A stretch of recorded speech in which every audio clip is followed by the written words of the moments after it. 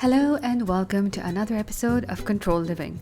This is Dr. Atika and today I'll be discussing with you one of my all-time favorite recipes, the keto lasagna.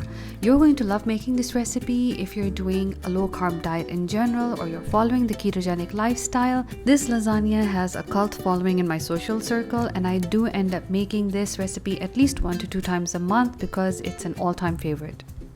The ingredient list is pretty simple. You will find all of the details in the description box below. You're going to start off with a kilo of ground beef, some minced onion, some chopped garlic, crushed tomatoes, tomato paste, some water, erythritol or any other sweetener, some dried or fresh basil, fennel seeds, Italian seasoning, some pepper flakes, salt and pepper, parsley, eggplant, some ricotta cheese, nutmeg, an egg, and some mozzarella and Parmesan. You can use fresh or dried basil, whatever you have available on hand. I always start off by harvesting some fresh basil and fresh parsley from my hydroponic garden, and if you'd like to know the details on that subject, I'll link it up in the description box below. To start making the meat sauce, you need to get your hands on a heavy bottomed pot, just like this, the cast iron one that I'm using here, to which I'm going to add a tablespoon and a half of cooking oil, and the process of browning the meat will start. Once the meat is evenly browned, you're going to add in your chopped onions, garlic, erythritol, all of the spices, along with the fresh basil. So that's either a cup of fresh basil chopped or a teaspoon and a half of dried basil for this recipe. Give it all a really good mix and then add to it at least 2 cans of peeled chopped tomatoes and 1 pack of tomato sauce. It depends on your taste. Some people like it more tomatoey, I guess, so then you could go up to 3 cans of chopped tomatoes, or if you have access to fresh tomatoes you can go that way also. However, I find that they become a bit too watery and then it just takes a longer time for the sauce to reduce.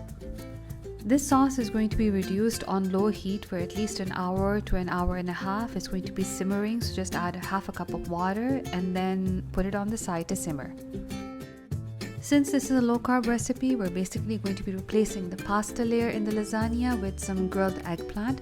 You're going to need at least 5 to 6 large eggplants. Peel them up, slice them evenly, and then soak them in some salted water. But since I was just going to do it quickly, I heated up an iron skillet and then tried to grill the eggplant directly.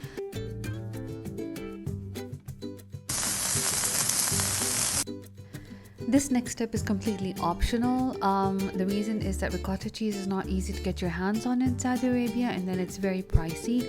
I have no idea why, maybe because it's imported.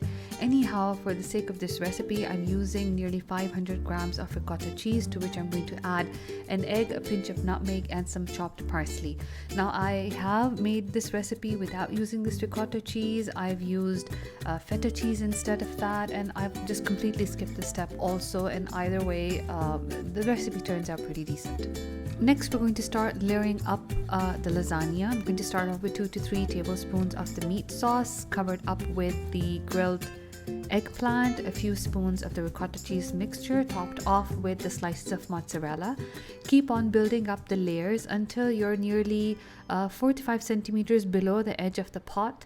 Don't go all the way high up, because the top layer, which will be the Parmesan layer, if you're going to be covering it up with aluminum foil and sticking it in the oven, it might get stuck to the aluminum foil. So always make sure that you leave some space for the lasagna to breathe and don't cover it up all the way to the top. The quantities of ingredients I've mentioned in this recipe, I usually end up with 3 sets of lasagnas. Each one is around 3 to 4 serving sizes. So immediately I'm going to freeze 2 of them for future use, and they freeze really well. So whenever you want to make the lasagna, I just take out the container from the freezer, leave it out for 4 or 5 hours, and then just stick it in the oven. It turns out beautifully. And one of them, I'm going to put it in the oven right now and show you the results. So it's going to go in covered in aluminum foil at 180 degrees for nearly 20 minutes covered, and then the last 10 minutes leave it uncovered until you get a nice crispy golden crust. Thank you so much for joining me today. I really hope you enjoy making this recipe. Please do let me know in the comments below. I'll be really looking forward to it.